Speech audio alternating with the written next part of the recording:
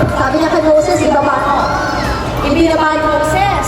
Nung binaba ni Moses, yung tungkod naging ahas. May ano na yung ibang storya dito? Okay, di ba?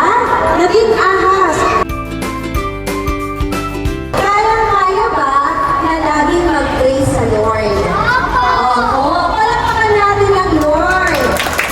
Sino yung batang nasa basket? Okay, ito nakita ko.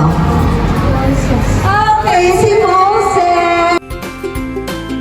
Sino ang dahilan ba't nakayanan ni Moses pangunahan ang mga taga-Israel?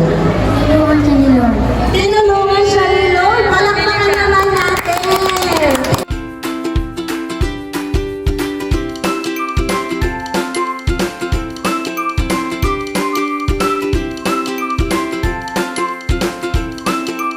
Kami, Lord, ay nananampalataya na ang bawat salita mo na narinig nila mula pa nung simula hanggang ngayon, hindi na po ito maaalis sa kanilang isip. Bagkus ito'y magiging tatak na sa isip at puso nila na hanggang sa kanilang paglaki, saan man sila magpunta, nandun yung paggabay mo at nandun yung mga salita mo na gagabay sa kanila sa tagumpay ng buhay. Amen! Palakpakan naman!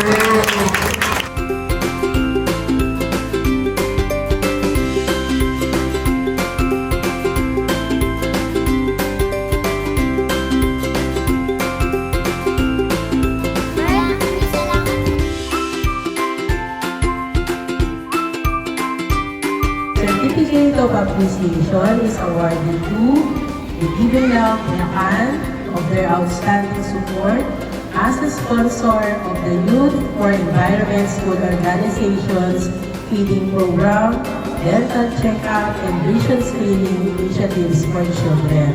Thank you for your kindness and commitment to making a difference.